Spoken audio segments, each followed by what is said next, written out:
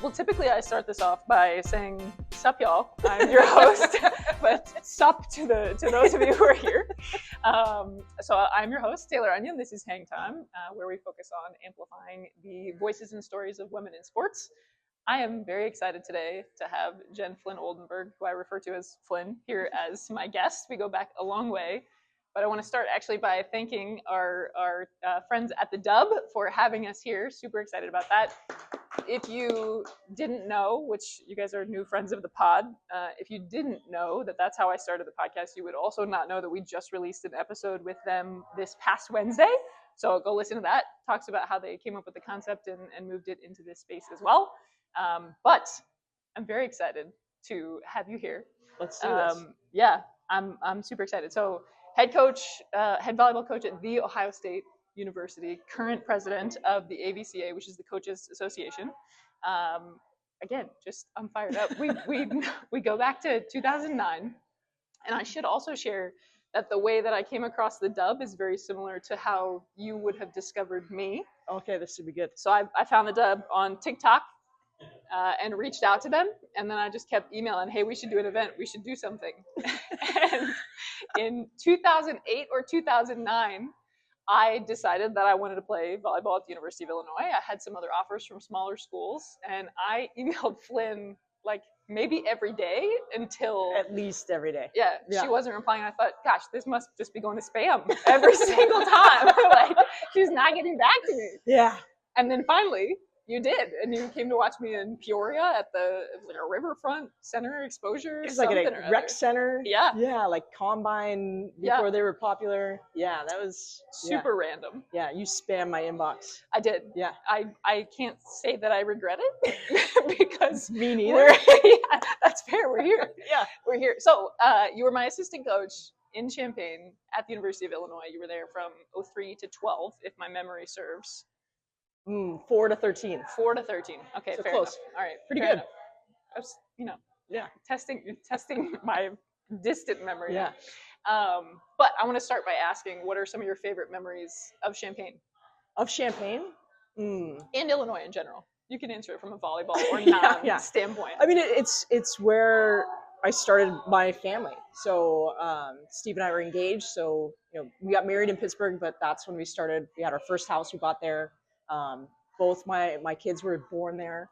So I think that still feels like home in a lot of ways because of that aspect. But I think the time I spent at Illinois, I thought it was going to be 3 years, we move on and do those things. But it's the people and the connections that we built and then what we did with that program that really just stand out to me.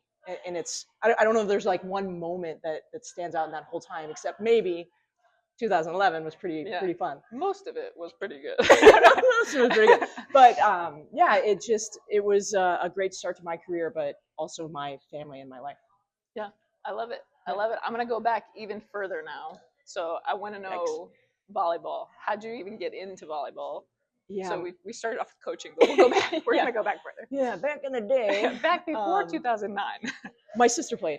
And so I wanted to do everything she did. She was 5 years older. She's five years older.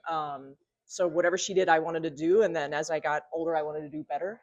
And so I was a little competitive even back then.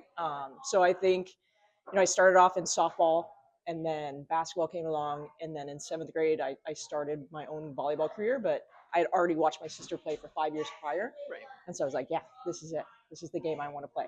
All right. And then you went to the Ohio State. Don't leave that out. Yeah. So sorry. Yeah. The Ohio State University, played there. In my research, I also saw that you earned all Big Ten accolades for 2 separate positions, which I don't think that I knew, or if I did, it was out of my brain. Do you think I told you that? I mean, why would you not? That's not what I do. That's fair. Yeah. That's fair. So, but as setter and an outside hitter, which is, I mean, first of all, those 2 positions are not, if you know volleyball, you know that they don't really overlap. But also to have all Big Ten accolades at those 2 positions feels like a pretty big deal. So well done. Thank you. Yeah. And then from Ohio State, you went on to play in the USPV and you also won a world championship or second place. Still, it's a common theme. Still bitter. Yeah, that's fair. So a silver medal at the World Championships in 2002, and then USPV, which was the pro league the OG pro league for volleyball? Yeah, it's very much like the PVF started, which is Okay. now MLV. Yep. It was very grassroots, similar setup, less money than that's happening right now. But Sure. yeah, it was the USPV. Okay. What Yeah. was your experience like playing in that league? It was awesome. I didn't want to play overseas. Like, I was a little bit scared going over there and starting a career that way. So this was just an opportunity right out of college. So I actually stopped going to school before that was like really a thing for Sure. anybody. So my mom wasn't really excited about that, but I did promise to graduate. So I went to Chicago, trained for a couple months with like a training group. And then we split off to 2 teams and played. Then I went back to Ohio State for the next year, Okay. finished that, and then they started the league. So there was like 2 years of a training team, and then the first year of the league, I was matched up in Grand Rapids. Was there only 1 year of that league? Sure was. So that Okay. was tough. It went. It was great, Yes. amazing. Yeah. And then as I would say a week before we were supposed to start training for year 2, they canceled the league. How many teams were in the league? Just 4. Okay. So it was us, St. Louis. St. Louis had a team. Yeah, so Wow. Barch actually watched some of our matches before I even knew her. So I'm Okay. sure we'll talk about her in a Yeah, minute. yeah. But yeah, St. Louis, Chicago, and Rochester, Minnesota. Okay. Yeah, That's and the very best markets were Grand Rapids and Rochester because it was small markets Sure. with a lot of Yeah. eyeballs on us. How much, like attendance-wise, how many people were you? We sold out every match. We were the worst team in the league, and we sold out every match. Wow. And it was, I don't know, 4,000, 5,000 people. I would like to say, so I'm gonna go on a tangent here because I read recently that there's one guy at ESPN, and I'm blanking on his name, otherwise I would call him out. But in the early days of the WNBA, said that nobody's watching women's sports, like nobody cares about this stuff, relegated all WNBA to ESPN2, even though they were selling out arenas, very similar, it sounds like, to what was happening with the USPV. What are your, I guess, general thoughts on then when you're selling out arenas every single time, and then the league folds heading into the second season, versus what we're seeing now, and people are talking about like, oh, this is overnight growth and suddenly everyone loves, like, it's not suddenly, this has been building for a long time. But It's been building, but you still need the backing. Yes. Like, you still need that coverage in the pockets that are going to pay for it. So when I played, there was one guy that paid for all 4 teams Wow. because his daughter was in the league. Okay. And so he was a millionaire. He was a home builder in Chicago. He developed this as an opportunity for his daughter to play. Amazing. And he didn't want to pay for year 2. I don't blame him. Yeah. Like, there's other bills to pay. Sure. So our major investor that was supposed to invest in the year 2, they might have had a disagreement. And then that week before is when it ended. Dang. Yeah. Is that when you decided to become a coach? No, that's when I actually went out to the national team Okay. and joined the national team. But And we're okay. yeah, I decided to be. I wanted to be a coach my freshman year of college. I knew it. Okay. I knew it in my first day of chemistry 202. In chemistry specifically. Yeah, because I was like, this is not for me. This is I gotta get out of here. I'm gonna go change my major That's fair. right after this class. All right. And I didn't know that college coaching was a profession you could do Okay. until you're in it. And I'm like, wow, they get to do this every day. Like, this is pretty cool. Okay. I want to do that. So I changed it to what is now called sport industry. We'll just leave it at that. You changed your major to sport industry. Yeah. It wasn't Okay. called it then, but we're calling it now because Sure. that's what it's called. Or sport management. That sounds nice. Yeah. Interdisciplinary Sport leisure studies was the name. I like sport leisure studies. That's it. I mean, It sounds I lame. understand. Yeah, my but- mom wasn't a fan. Yeah, well, it's like basket weaving or whatever, right? Underwater. Yeah, underwater Yeah. basket weaving, yeah. So you decide to change your major. You start your career in coaching. I mentioned already that you were at Illinois. I got the dates wrong, but 04 to 9 13. years. 9 9 long years. years. I mean, and which 4 were the best, by the way? Probably whatever 4 you were in. I thank you. Yeah, Flynn. you're wrong. I just knew it. So from Illinois, in 2013, I guess it would have been. Well, fall of 2012 was my last season. Okay. And then I had That's cast in 2013. So Okay. that was like the official end date. Your So second. yeah, Your second. second. My This daughter. is you had asked about stories earlier of Flynn. So I excited. don't actually remember if this was your firstborn Mav or if it was with Cass, but I remember we were doing something on the wall throwing tennis balls. Yeah, this is embarrassing. And Flynn went to go grab it and tripped, got her feet tangled up, I don't know what, but Totally bit it. I mean, she's pregnant, and had to do some kind of dynamic. You got out of it, and you were fine, I think. I mean, as a student athlete, I guess I don't know what happened afterwards. It was super embarrassing. So I We mean, were I don't know. impressed. You don't need to be embarrassed. We were like, dang, Flynn still got Okay, it. well, you guys were throwing the tennis balls against the wall. Yeah, yeah. And like, how many bounce past you and I just let happen? Yeah. And then this one, I felt like I'm going to be shortstop again. And I'm going to go for it. Yeah. And I went for it. And then my belly pretty big. It was with Mav. Okay. So the first. Yeah. And I trip and just tumble. And I remember like going down the floor and I was just going to dive. And I was like, that's not going to be good for the baby. So I did like this like egg roll, protect the belly, pop up. You guys, your eyeballs were this big. Like, what the? And I was like, I'm okay. And everybody's like, oh, she's fine. Like, you didn't even, I don't know, take a second glance. And I'm like, that's embarrassing. And I was like, no one tell Steve. Like, that was my second comment. Right. And I remember walking back next to Kevin Hambley, and he just leans down and he goes, what the fuck was that? And I was like, I don't know. It just felt right. I had Don't tell Steve. Right. Well, you were fine. I mean, Mav's, he's here. He's huge. Today. He didn't affect his growth. Okay. Yeah. Okay, so then this is either in December, I presume, of 2012, or maybe early 2013. I was in Target in Champaign, Illinois, and we got a group. I was with EJ. Ugh. We got a group text that essentially says, I'm going to take some time, be stepping back from coaching. I've loved X, Y, Z. It's been great. Whatever, the basics. Yeah. But I can still remember we were like, oh. What? Like, we're shocked completely. Yeah. What led to that decision to step back from coaching? I think two things. The biggest thing was not leaving Steve home with two children. And I feel like that was fair, and he was working a full-time job. He was a strength and conditioning coach at Illinois. And to say like, hey, and by the way, every weekend I'm gone and here's two kids. Good luck. I felt like I needed to step back and really be at home with them. And the other piece was there was one recruiting meeting. Kevin's like, we're behind on 8th graders. And I was like, done. I'm good. I'm done. Like, you're going to be behind then because I'm not making a list of 8th graders. Yeah. Yeah. Okay. So you step back. You really went into a different kind of, well, no, you waited for a while. And then we were in Champaign for another year and a half or so. Steve was still in the department working. And then an opportunity opened up at Pittsburgh Elite, which was my club that I played in. It was a different name at the time, but a chance to move back home and be near. We knew we wanted to be near one side. So Steve's from Grand Rapids, Michigan. I'm from Pittsburgh. This opportunity opened in Pittsburgh, and it was like, hey, this seems like a great opportunity. So it's really for Steve. He was going to be the strength and conditioning coach for the club. I was going to just kind of work part-time and still be a mom and be around my family. It was going to be awesome. And then? Then it was not that. You got an itch. Yeah, I got back into the gym. I loved just coaching. Like that's just the teaching piece of it is really big.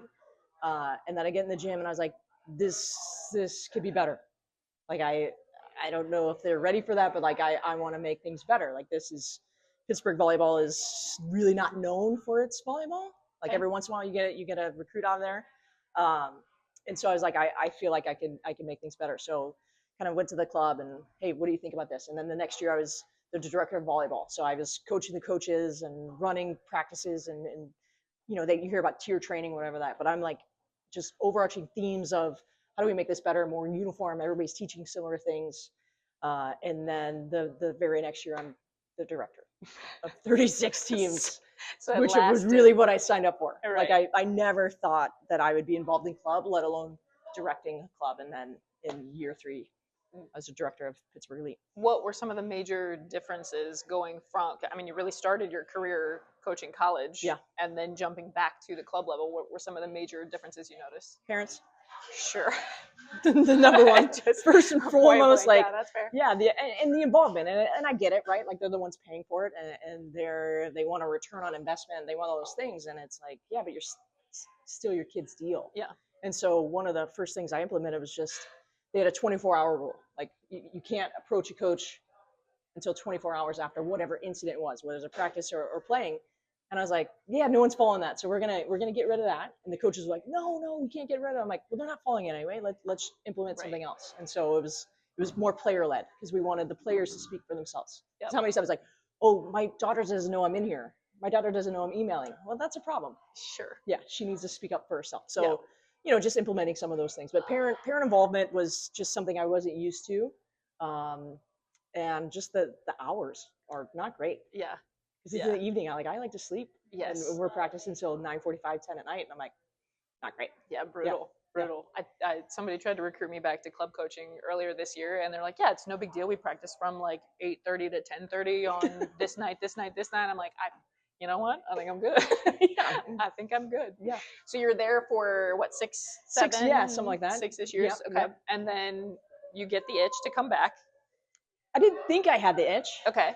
And like I like teaching, and so those light bulb moments, like a 12-year-old hitting an overhand serve over the first time, like that meant something to me. Like that was really cool.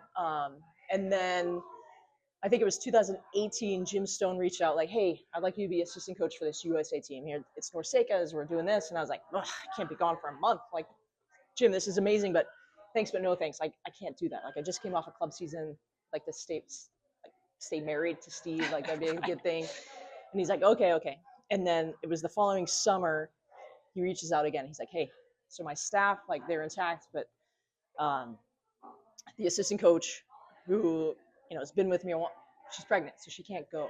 And I was like, oh, this sounds very similar to how I joined the national team. Yep. Like, hey, we need a setter. Robin Moe is pregnant. Can you come out? And I'm like, this is kind of eerie. And I'm like, let me check. And he's like, well, it's World Championships, and we're going to be playing in Egypt. And I was like, whoever says they go to Egypt? Right. Yeah. So Steve, he goes, why are you asking? Like, you're going. And I was like, yeah, you're right. I'm doing this. Right. So got back into that world of athlete where it's like high level, just you ask them to do something, they're doing it the next play. They haven't mastered it, but they're at least have the ability to go do those things. Yep.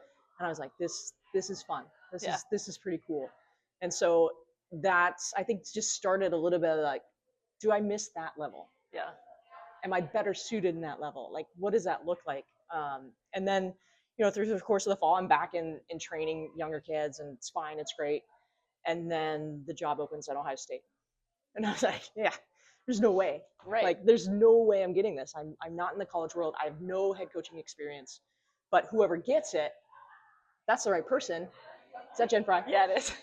If that's the right person, I'm going to go coach with them to make sure my alma mater is taken care of. So I had the mindset of like, hey, can I latch on to whoever the head coach is going to be if they're not bringing their staff, and I'm back in that world at my alma mater? How cool is that? So that was like the first side of it. Yeah. Jen Fry. What's happening? I'm like, be careful, don't swear. Yeah, no, you can't. Me? I would never. Okay. So oh my gosh, I didn't even think about them knowing each other. She knows everybody. Right. I should have known. All right, so the job opens up at Ohio State. Yeah, and people are like, you got to go for it. And I was like, yeah, okay. Great. I was trying to get you. I'm listen, I'm in South Florida. I have no control over the coaching hire, but I'm like, you should come. Yeah, you did. And I was like, I don't think so. Absolutely nothing to do with that hiring process. But then there was enough people going, hey, you should do this. Yeah. And so I was like, yeah, why not? Like, what's the worst they can say? Right. Nope. Yeah. And so I applied, and then I was like, have already had experience with applications that I didn't want to do earlier when I was at Illinois. And I was like, all right, I got to be relentless. Like, I got to have the right people reaching out. And so like, I started contacting the people I wanted to, and they're reaching out, and alumni that I didn't even know. Some I did know they're reaching out, some I didn't know were reaching out. So I think Janine Oman, who's now currently my boss, who's set to retire, which is a bummer, but she was just getting hit all different ways with my name. And it was like, who is this person? Yeah. Like, I know she played here. I know she's a Buckeye, but like, why are all these people reaching out about her? Right. And they had their list, like, and I wasn't on it. That's fine. And so I was thinking about pursuing a different path, but I also wanted to get her ear that whoever gets this job, that's not their destination. Yeah. Like, to me, this is my destination. Right. And so whoever gets it, they're going to leave. And so I kind of planted the seed of like, hey, when this opens again, how do I get my foot in the door? Do I need to be a head coach somewhere? So do I need to go get that experience? Yep. Do I need to be an associate head in a Power 4 or Power 5 at the time? Yeah. 4 now. Could be 5 again. Who knows? Right. Who knows? So, what is that path so that I could get there and be in that first line of calls this next time around? Yeah. And she goes, well, you're a Buckeye. I'll help you out. And let's schedule a call for next Wednesday or whatever day it was, like a week and a half. And I was like, yeah, sounds great. And so they went through a whole week. You can attest to this, a whole week of bringing in people. that just didn't fit what Ohio State was about. Good people, great coaches, head coaching experience, all the things. And we get to the end of the week, and I'm thinking something's wrong at Ohio State. They haven't hired any of these people. Yeah. I have some inside sources just because I have a player that's at Pittsburgh Elite that committed to the former staff. And they're like, something's wrong. I'm like, yeah, something's wrong. What's going on? Right. And then no announcement, nothing happening. And typically, like, they bring the last candidate in. That's the one they're going to go for. They didn't like her. Yeah. And so the weekend happens. It's Monday. There's no announcements. I'm like, what's happening? And Janine calls me at like 12:23, not that I remember. And she was like, hey, don't think I'm crazy, but I want to bring you in for an interview to be the head coach. And I was like, and then in my brain, I'm like, I'm moving this direction. Why now? Like, why me now? And so I thought of all the reasons not to accept in that moment. One is doubt, right? Like, not ready for this. Yeah. So I remember like, I'm just gonna have to talk to my husband. He's not here right now. I'll call you back. And she was like, okay, yep, I'll be waiting. But like, we'll get a hotel for you tonight. And I'm like, oh, okay. So like, call Steve. Of course, you know, Steve, he doesn't answer his phone. So I'm like, what's happening? And then I have to take another call. And then he like comes home from work. He's like, what's going on? I was like, oh, I have this interview. And he's like, you gotta go. And I was like, I feel like the test should be if the suit in the closet fits, I can go. Well, of course it doesn't fit. Right. So I'm like talking myself on it. He's like, you need to go. So call my sister. I didn't even call my parents. Call my sister to watch the kids because he has to work that night. We go to the mall all together with the kids, eat there. I get an outfit, drop them off at home, and drive to Columbus that night, and then interview the next day. And it was insane. Right. And it happened in that day. And this is, I mean, you were hired in January of 2020. 2020. So presumably this is all happening in January of 2020. Yeah. Let's talk about what it's like to start a head coaching role at the Big Ten Power 4 level. And then 2 months later, a global pandemic begins. Yeah. Not great. None of it's great, right? So you start it, you know, I'm not sleeping. Caitlin can attest to it. I was emailing her, like, please don't respond, but it's 4:30 in the morning. When you come to the office, we could talk about this, but this is just on my brain. And so, like, family stayed in Pittsburgh. I'm living at a hotel. It wasn't the worst thing in the world, to be honest. Like, just go and then come back, my bed's made. But it was so much, like drinking out of a water hose or fire hose or whatever people would say. And it was like, what am I doing? Where do I even start? Like, staffing. I got to get to know the players, scheduling. Like, I got to figure out Ohio State again. Like, what is this all about? And then 2 months later, the world shuts down. And that was terrible. Yeah. So I don't want to say like that was so great. Yeah. No. But like for my stage of my career, it couldn't happen at a better time. Okay.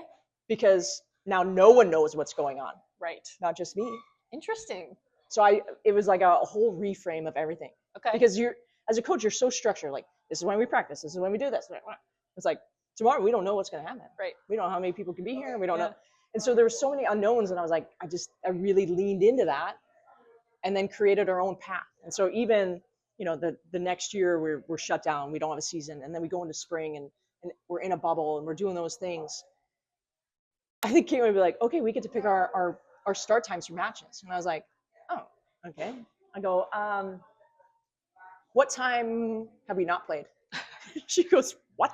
I was like, what time of the day have we not played? Like, I think we played at a 5, we played a 6, have we played a 3? And she's like, no. I go, 3 o'clock it is. And she looked at me like I was crazy because you don't do that. Like, you have to be so structured on a day. And I was like, yeah, I get that. Like, we want to have a plan, but if we make the tournament and go to the bubble, we don't know what that's going to look like. Right. We might have to play at noon. Right. And she's like, okay, got it. Like, not super happy about it because everything was so structured before. Yeah. And so I had a magic 8 ball that I asked a lot of questions to. Okay. Because, like, I don't know the answers. And so the players are like, when do we get to be back in the gym? And I was like, ask again later. Like, we don't know. Right. Like, this is all unknown. The answer will be revealed. So it was an opportunity to just kind of recreate our dynamic and really get to know the players as people before we got to know them as volleyball players. Okay. And so, like, there's opportunities there that we took advantage of.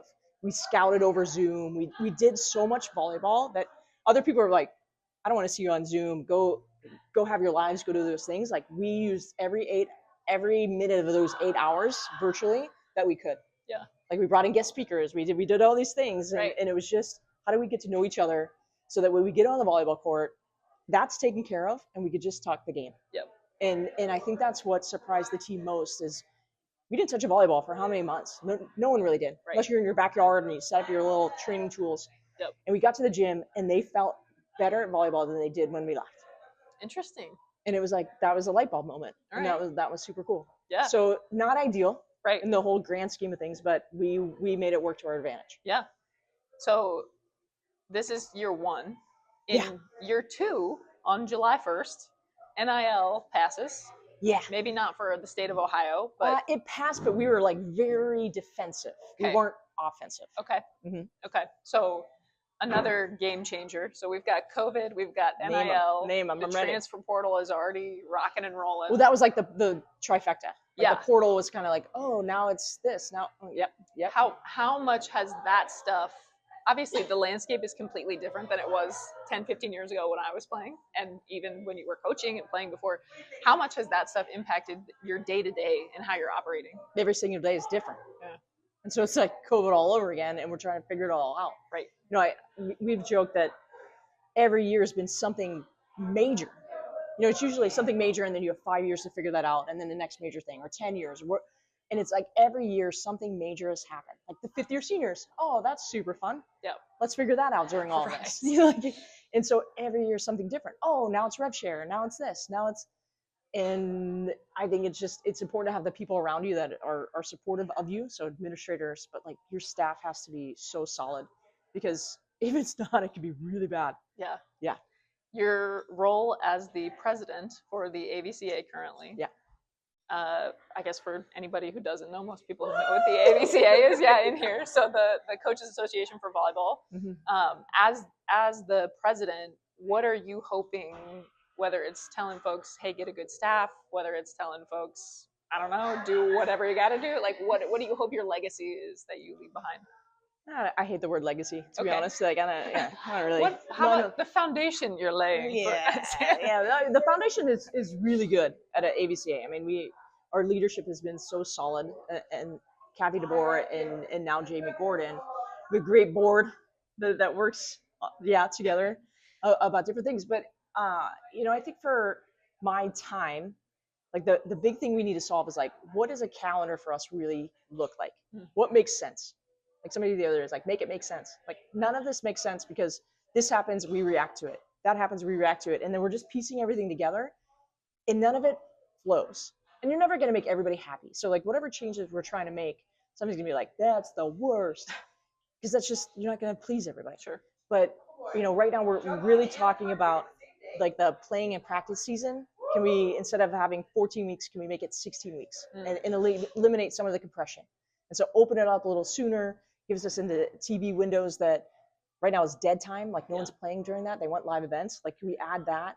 That gives us some summer access that we've been wanting for years. I mean, even when you played, we're like, hey, can we train them in the summer? We're like, no one wants that. People want it.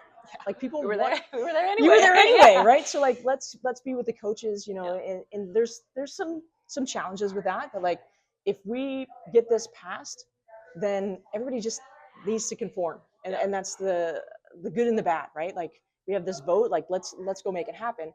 But like once we get that solidified, which we're really close to doing with our new oversight committee, can we will, how does recruiting work with that?